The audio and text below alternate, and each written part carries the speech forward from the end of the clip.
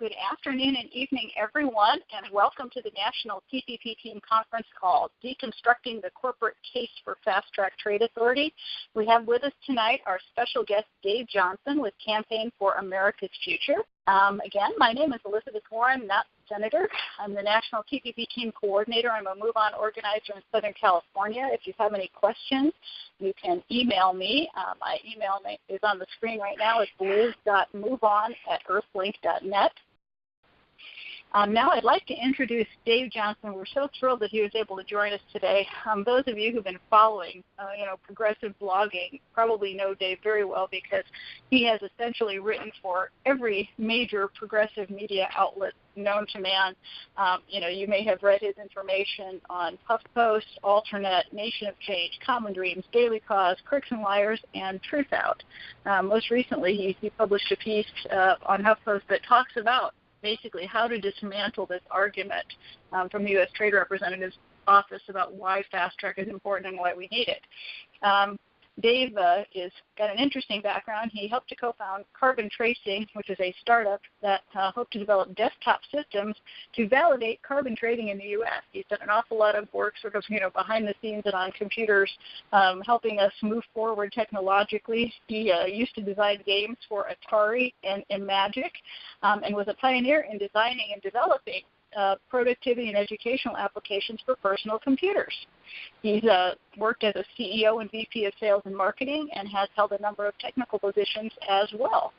So, Dave, we're thrilled to have you with us and to hear your insights in terms of what we need to do to combat this argument for fast track. Just let me know, Dave, when you would like me to advance your slides. All right, and thanks for that introduction. You can hear me, right? We can hear you, Dave. Oh, good. All right. I've been listening in on these calls when I can in the past, and I got to say, I think you're all doing such a great job getting together on Sundays of all things, and fighting on this issue that's so important. I want to, I want to especially thank you, Liz. Thank you for all the work you're doing. I think you're just amazing. I'm always impressed by Liz's work. I know we're all muted, but I think a round of applause anyway is warranted here for Liz. And thank you for inviting me to speak today. Before I get to those corporate arguments from the post that went out a week ago, I just want to put a few points on background to it. First point is that we have an enormous, humongous trade deficit.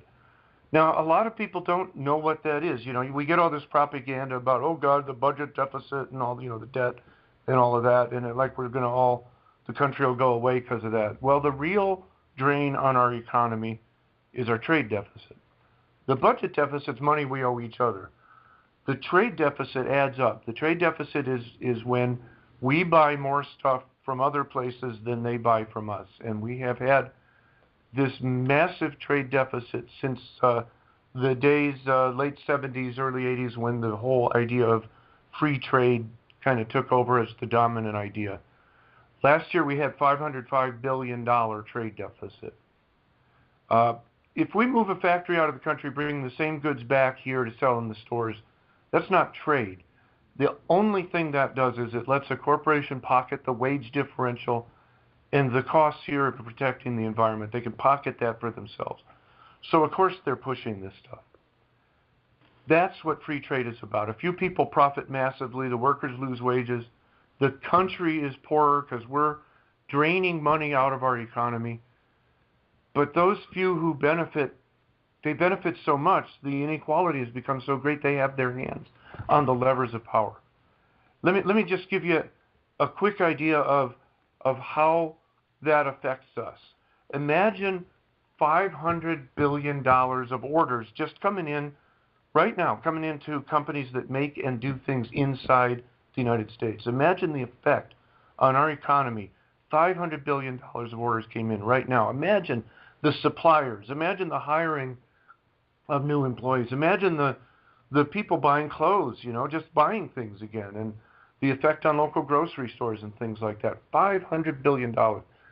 Well, when you think about how great that would be for the economy, that actually what you're seeing there is the effect, the drain on the economy from a $500 billion trade deficit. And we have had trade deficits every year since the late 70s, and especially since we started this deal with China into the World Trade Organization around 2001. And I think you know the effect of that and the jobs and the effect on our economy since then. So it helps us understand the problems of these trade deficits, I think, if we imagine how things could be. If we had trade deals that were negotiated by all of the stakeholders at the table. Right now, we're reacting to another NAFTA-style trade agreement. It comes from a rigged process. From the start, labor, environmentalists, consumer groups, and all of the other what are called stakeholders, in other words, all the interests of a society, they're kept away from the bargaining table. It's corporate representatives basically influencing these agreements. And the result, as the saying goes, the result is if you're not at the table, you're on the table. And that's what's happening. So imagine a trade agreement that was negotiated with labor, environmentalists, consumer groups, LGBT groups, health groups, everybody else, all the stakeholders of our society, democracy groups, at the table. Just a simple thing. Imagine a trade agreement that prohibits threatening an employee with moving their job out of the country. I mean, right now in our situation for the last, 30-some years, that's hard to even imagine. But you could do that in a trade agreement. Imagine a trade agreement that prohibits importing goods from a country that does not protect the environment, that does not protect worker safety. You want to sign a trade deal with us? Well, we sign a trade deal and we both agree not to do that. Okay, that's the kind of thing that could be in a trade agreement that lifts both sides, okay, on a border. We could do that, but that's not what we have. We have a rigged process. The next step in that rigged process is fast track type of thing. Fast track is simply designed to rig the process to get what is essentially pre-approval of trade agreements through Congress. And in the case of TPP, it's even a pre-approval of this agreement before they even know what's in it. They agree, by voting for fast track, they agree to never amend it after they see it. They're agreeing to not amend it before they know what's in it. They agree not to really have much debate over it. And the big one is they agree to pass it within 90 days. Well, 90 days of when the trade agreement's first, announced to the public and we see what's in it, that's not enough time for you and me to rally, to go out there and get people to hear about it and rally the opposition. So it's from the start, negotiating these agreements through the fast track. It's a rigged process from the beginning, and it's set up that way to rig our economy. And the result, look at what happens. We've got this massive inequality, and here we are, and a lot of that comes out of these trade agreements where they can ship your job out of the country and pocket the wage difference, and then threaten people that if you try to speak up, people are afraid for their jobs. You see it all around you. Now, part of this, people not being aware of it after the 90 days start, is they're not aware of it now. I just saw, there's so little media attention out there, and I just saw today a thing about, came from Media Matters. They took a look, and during the 17-month period between August 2013 and February 15th, only one nightly news show, PBS NewsHour, even mentioned the trade deal. And in this whole time of August 2013 to February to now, they only mentioned it 8 times. ABC, CBS, and NBC haven't mentioned the Trans-Pacific Partnership once. So, with that said, I wanted to get into the points on taking apart the trade deal. So this might be a good time to advance the slide. The first argument, and President Obama even used this argument in his State of the Union addresses, they always argue, of course, trade is good. I mean, you're not even allowed to say free trade is not good. That's like become one of those unspeakable things, unmentionable. You can't even say that. But they argue that trade is good, but only 5 of the 29 chapters of the Trans-Pacific Partnership are about trade at all. Well, the first thing that President Obama said, and it's in all of the other arguments, and it's their main point, they say 95% of the world is outside of the U.S. 5% of the markets are outside of the U.S. So we need these trade agreements. Well, that's not really relevant. They're implying that we're not selling goods to 95% of the world, but we are. We're selling all around the world. We already are. So it's a patently false argument and misleading. In fact, it contradicts other corporate arguments that are coming up, like one of them is more than 38 million American jobs depend on trade. Well, sure, but doesn't that kind of contradict this argument that 95% of the world we're not even selling to? So, but secondly, that's a diversion. Most of our arguments, for example, on this call, have not been about the trade side. We can have arguments with the trade side, but our arguments are with other things too, like this investor-state dispute thing where Australia, for example, has a trade agreement where they have this investor-state dispute settlement, and tobacco companies are suing Australia for their country's anti-smoking efforts to protect the health of their citizens, okay? That's just one example of what that leads to. So, but that's not trade. That's corporations having a precedent over the sovereignty of a country to pass its own laws. Okay, so the next argument that comes along is that U.S. has low tariffs and low barriers to entry, and many of our current trading partners, that's the other 90% of the world, 95% that we apparently don't trade with. Well, our trading partners have high tariffs and high barriers to entry, so they're really whooping us, they say. Well, what in the world? Back up. Why are we in these agreements? Why is a country with high tariffs, they don't let our goods in, they have high barriers to trade, what are we doing without tariffs and barriers in response?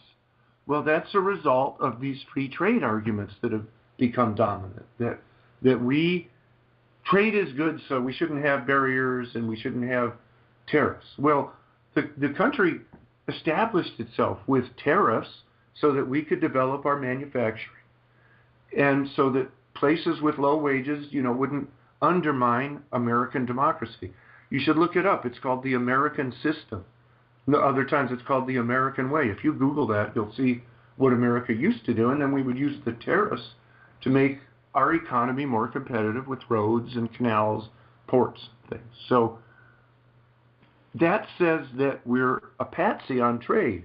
Their argument for another trade agreement in this case is that we're a patsy. Well, that's not a good argument for these guys doing another trade agreement. So I had to throw that in. The next argument that they always use is we need to increase exports. That's exactly right. And that's the root of this. We do. We need to increase exports. They're saying we have all these barriers out there, so we need to make trade deals with these countries so we can increase exports. They never, ever tell you the other side of that story, and that is that imports, we need to increase net exports, but we don't. We increase exports, sure, but then we double increase imports. We close factories here. We import stuff from there. We might export some raw materials, oil and stuff.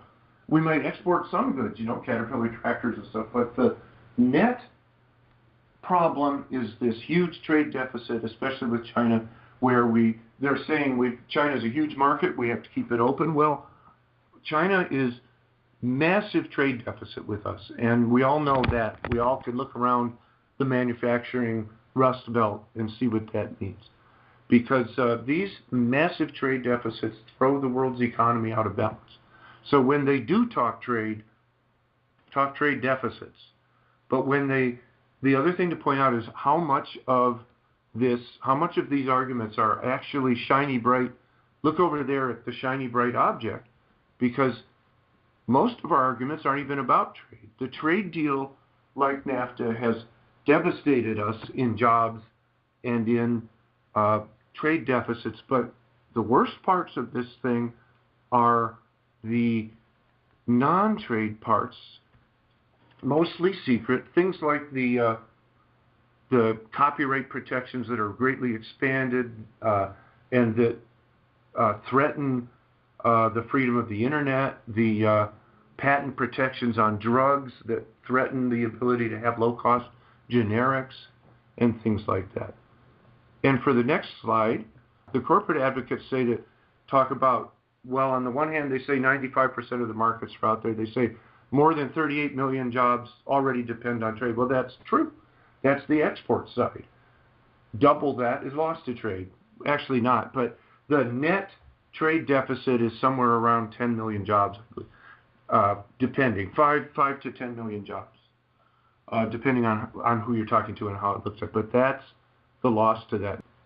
The next argument they have is that 97% of the American companies that export are small businesses. Well, that's the huge redirection argument, saying, go look over there.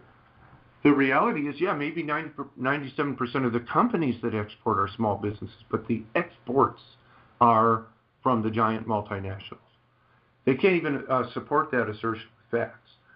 But here's the thing. Those patents, those copyrights, the extensions like that, as well as many of the other parts in the non-trade parts of this agreement, reinforce monopolies that kill off small business competition. And another thing that happens is that as you open up and lower the barriers, these they always talk about how, well, we're going to export to 95% of the world. Well, when they do these agreements, the multinationals have their own interests, and they leave holes open that we can see have happened. And what happens then is that 95% of the world, it's not like they have markets that are just waiting for companies to sell to them. They have their own companies. They're already buying things there. So the argument is actually that American companies will go over and dominate, and that's part of the push here, is because they feel they can go dominate over the companies that are already there or merge with them or things like that. But the small businesses over there get wiped out, as we saw with NAFTA's small farmers, because our ag wiped out a lot of the northern corn farmers and such. But the other thing that happens then is those companies come here and wipe out a lot of these American smaller businesses, as we've seen. You hear about the companies finally having to shut down because of the foreign competition. They can't compete because of currency manipulation and things like that. I kind of went through this quickly because I want to open up more to question and answer so we can talk about this a lot. But I just wanted to make some of these points. I want to point people to some of the articles I've written, and I want to make the key points that this is a rigged process, that they're arguing with the bright, shiny object of trade when the agreement, first of all, is largely not about trade. It's about reinforcing giant corporate domination, as far as we know, in the parts that aren't secret. That fast track rigs the process so we don't have time to rally and organize opposition if there's things in here and it doesn't look good from what's leaked. And finally, it doesn't allow them to amend the deal. Let's say there's some horrible mistake flaw in it that we find out later after the massive corporate PR push pushes this through. This is a massive agreement that affects the world's economy into the future. And yet they want it passed within 90 days. They limit debate, and they say we can't fix anything that might be wrong with it. So it's a rigged process that further rigs our economy. And these are misdirection arguments, and even on the trade arguments, they completely always ignore that we have had massive trade deficits, that the free trade agreements we signed have actually increased trade deficits after they're signed. Korea did that, NAFTA did that. Look what happened with China. And they haven't been good for us. So the answer is, first of all, stop the secrecy. The second answer is open up the negotiations to all of the stakeholders. We want to have labor, environmental, health groups. We want to have LGBT. We want to have democracy groups. Every consumer groups, every stakeholder group and interest of society should be part of this process as they literally restructure the economy into the future. And with that, we can come out of that with some of the kinds of trade agreements and deals that actually do lift everybody up and actually do stop the importation of endangered parts of animals and stuff. We can actually do that. This doesn't do that. This is a rigged process. So with that, I guess I'd like to open it up to questions and answers. All right. We have someone, Mr. or Ms. Getz, at area code 908. Go ahead. You have the floor. Hello, my name is Wendy Getz. I'm from Freeland-Heisen, New Jersey. And last month, I went to my town council and called on my specific elected officials to also sign the petitions, call our congressmen, and speak out.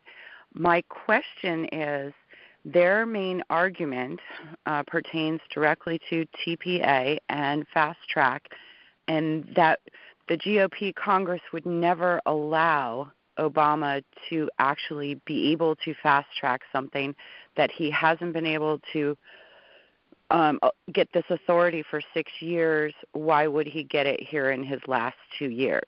So that's my question. How do I conquer that at my next town council? And I have reached out to Scott Garrett, and I am speaking with his aide and have requested a meeting there with him as well. Thank you. Thanks, Wendy. Go ahead, Dave. Well, that's one of these perception problems where there's no information out there in the main media. Actually, it's the Republicans and President Obama that are pushing this through. Yes, you'd think that what you're saying is the case, but the problem is that in reality, what you see is Republicans get in whatever arguments they use, and they tend to. I'm sorry for those who are bipartisan in this whole thing, but right now I'm going to be a little bit partisan because what I've noticed is that no matter what they say, they get in, and then what they do is deregulation of the large corporations and tax cuts. So I'm very cynical, sorry. But it's actually a lot of Republicans are for this. They're totally into this neoliberal free trade argument because it helps the large corporations that are their benefactors. And right now, a lot of Democrats recognizing what NAFTA did and such are on the other side. Thanks, Dave. Although we do know that there's an awful lot of Democrats, including the president, who are pushing for it. So we need to be fair. Yeah, I know. But Celeste might have a even better answer than I gave just now. Yeah, I just want to make sure we don't just pick on the GOP. I think we have equally guilty Dems that are telling us. We do. Oh, yeah, we do. But we have a lot of Democratic opposition. I think half the Democrats in the last Congress were opposed to fast track. Okay. Yes, thanks, Dave. All right, we've got Tony O'Doherty in San Diego. Tony, go ahead. You have the floor. Hi, this kind of ties in with the last question. If TPA is passed, then it's going to last for at least 5 years. The last version with extensions lasted 20 years, so the Obama's connection with it is going to be long gone when it's still in force.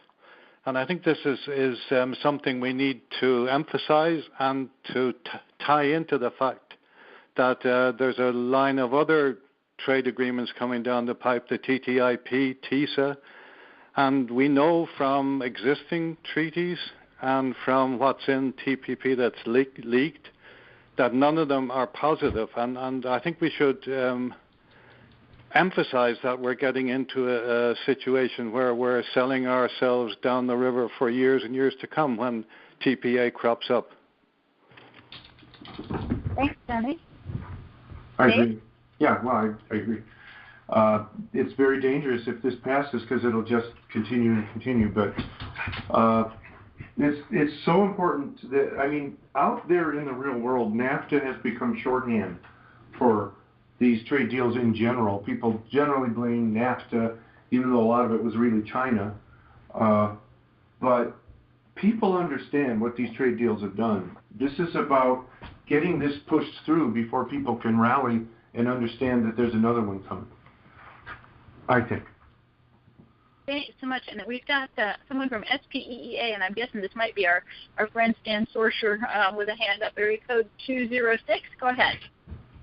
Yeah, that's my phone ID. This is Stan Sorsher in Seattle. You know, we were talking to one of our House members here, and our House Democratic delegation has always been big on trade, voting for trade. They can't have this image in their mind that trade could possibly be bad.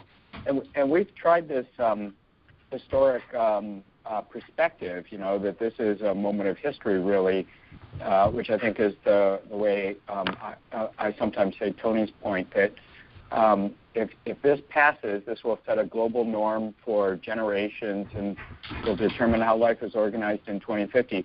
And I'll just tell you, most members of Congress that I see their face, they become very alarmed because what we're really doing is asking them to make a leap of faith. They're going to have to turn against these corporate interests, which they're very comfortable with for any number of reasons, and they're going to have to take sides with us. And like, who the hell are we really? That's the look in their face. Even if I could understand what you're saying and believed it, I would have to align with you against all these corporate interests. And somehow I think we have to give them more of a sense of security, that there is a right position, a correct, just, fair, important, part of their responsibility kind of position, that if they are so uncomfortable with what we're saying, it's just hard for them to make that leap of faith. Do you get that impression, or is that sort of a misunderstanding of the dynamics? Exactly right, Stan. And I want to tell everybody to go to Huffington Post and look up Stan Sorcher. You just write some great stuff, I got to say. What you have just nailed it, I think, about this problem we have of this PR firm ability to set a perception environment. Members of Congress, they're busy. Their staffs are busy. And one thing that happens with members of Congress is when they start hearing let me back up. You have all these issues that come up, and you have these lobbyists and interest groups, and they often set up these environments where they get their way. But something can happen once in a while where enough people become aware of an issue and start talking about it and get involved. That can actually sweep all of that away. And you see it happen again and again where when something actually hits the news, when people actually talk about it, it can just sweep it away. But we're not there. We're in this situation. We know darn well what's going on. We understand TPP. We understand fast track, but not very many people do. And the media is just barely not talking about it, So we have this real problem of how do we get out past our circles, Huffington Post, the places I write, these calls, and the people we're all in contact with. How do we ripple this out past that, out to people we're often uncomfortable talking to, out to places that we don't usually reach? That is our key problem here, and we're doing a lot. I mean, there have been some great videos, there have been some great actions, the airplane flying over a stadium with a banner behind it, that stuff helps. Letters to the editor help. All of those things help, and even members of Congress who are totally on our side might have to oppose us in one of those sweeps of PR when they just don't see any public rallying around an issue, then they kind of have to go with what everybody else is ready to vote on. So that's the problem we face. That's why fast track is so dangerous, because they'll get this set up and the corporations will be ready. They'll have a PR campaign like you've never seen the minute that TPP comes out, if they've got fast track, and they could just pound on that 90 days and silence everybody else. And part of the plan is that 90 days does not give us time to react. They'll have it planned, but the public won't be able to actually see what's in TPP in time. So Stan has just nailed the problem that the environment, the legislative perception environment is what's key, and it's our mission is to try to get out past our circles. Letters to the editor, going to these town halls, that's a lot of it. When a representative in Congress starts seeing that the public's paying attention to something, then they start paying attention to something.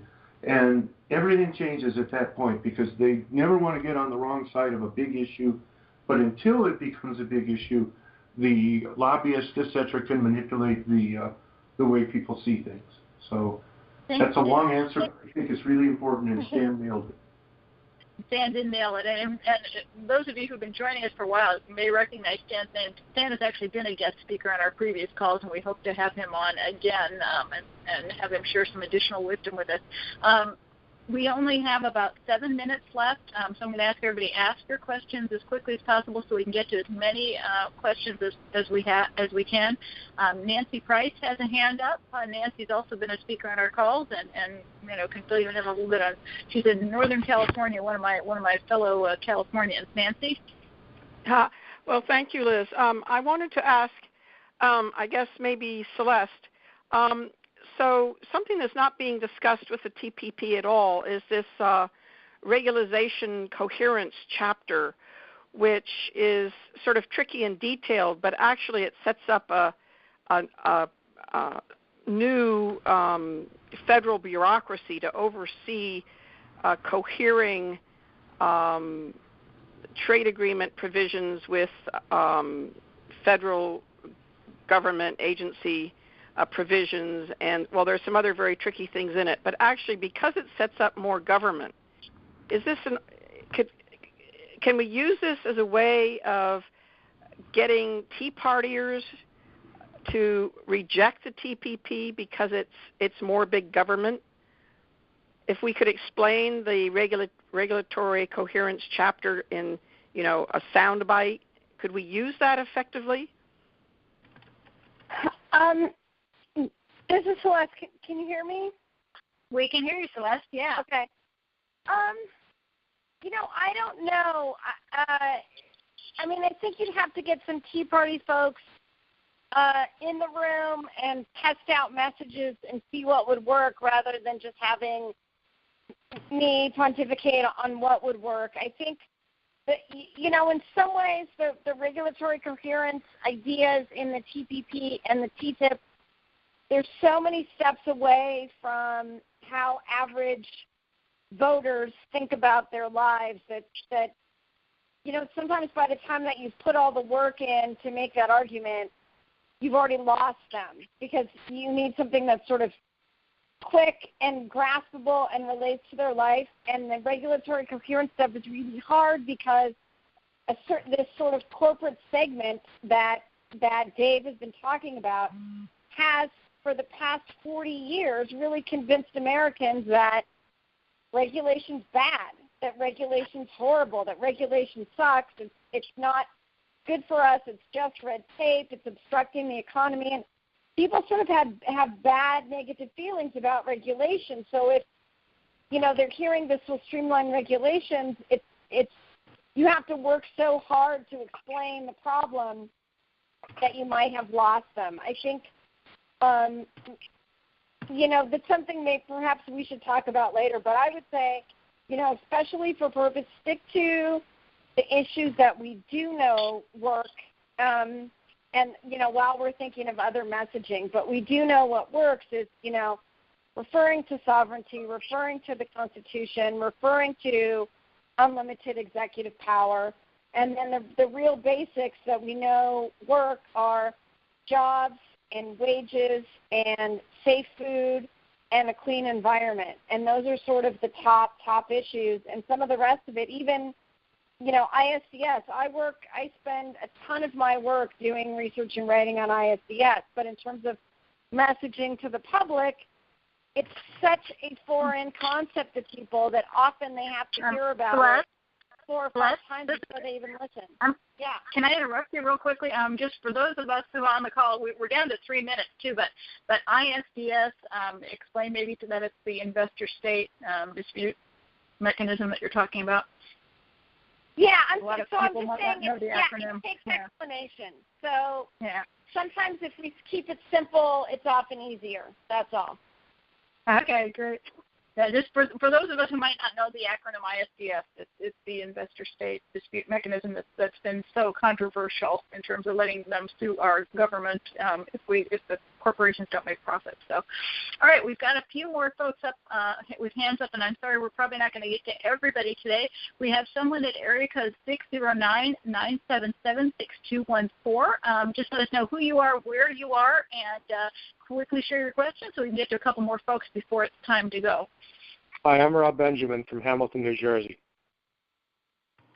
Hello? Yes, Rob. Yeah, go ahead. You have the floor. Hi.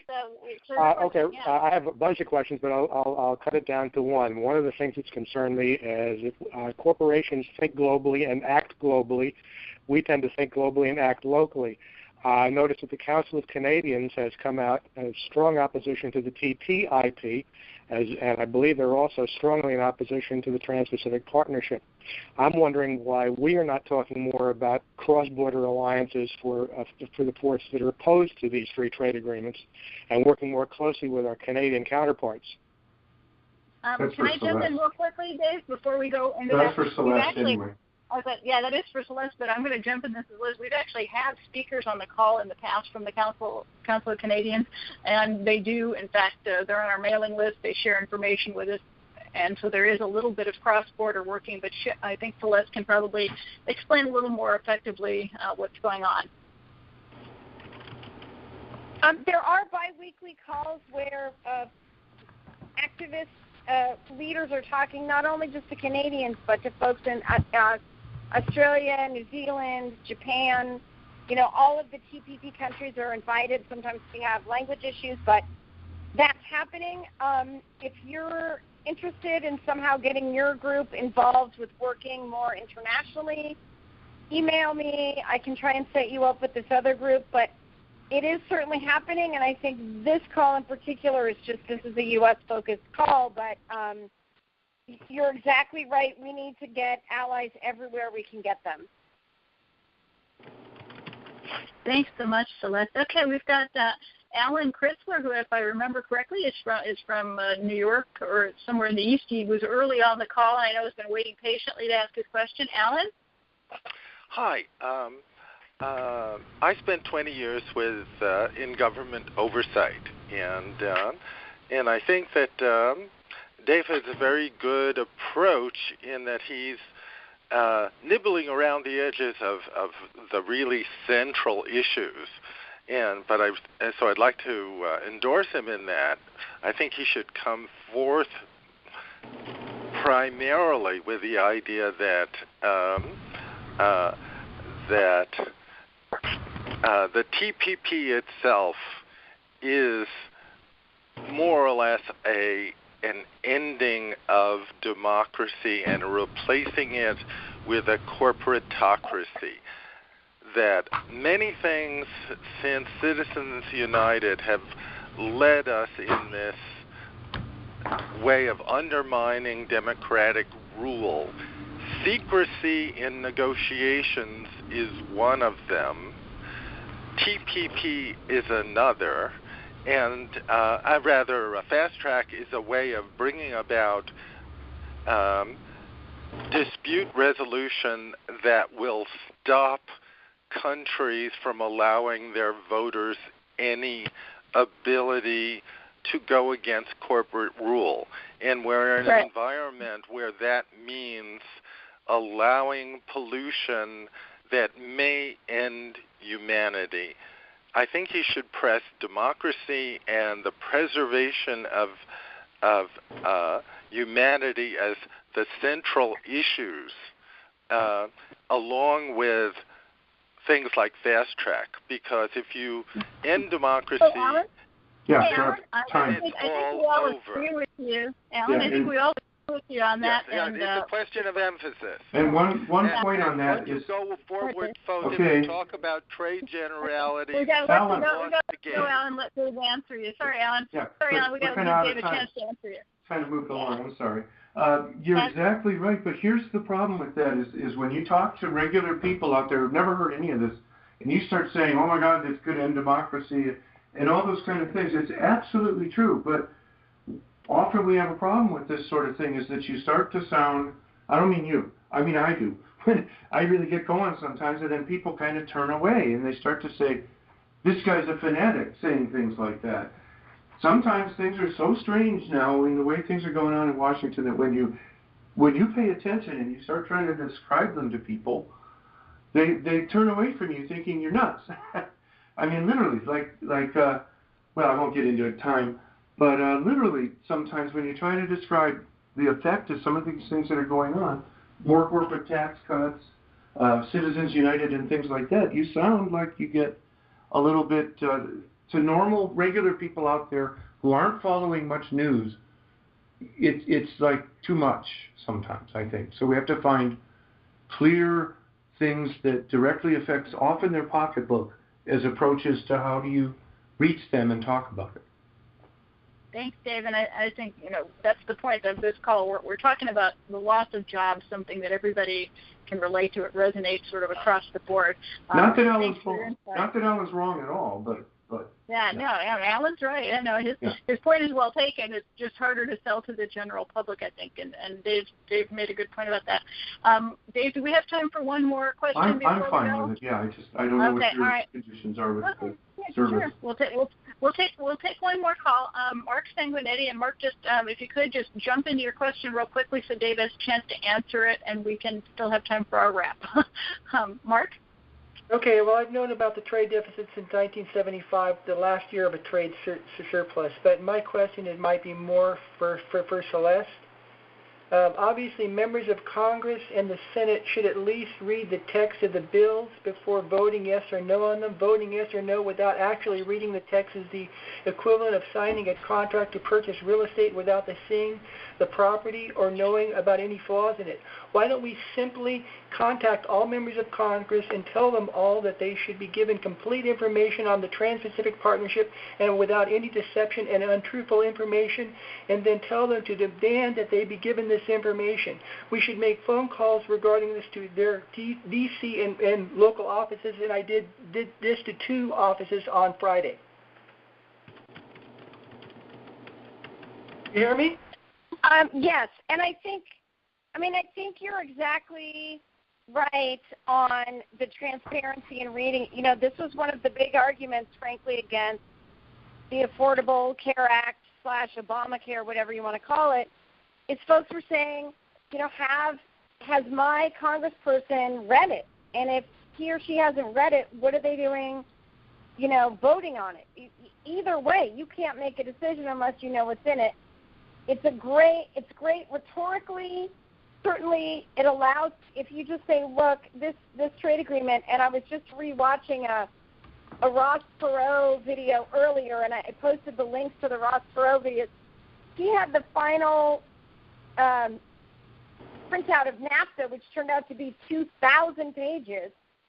And, as he explained, the whole process of, as the USTR released summaries and then summaries and then summaries, and it wasn't public until shortly before Congress could vote. And that meant public for anybody, including lots of the members of Congress. And no, they didn't read every single page.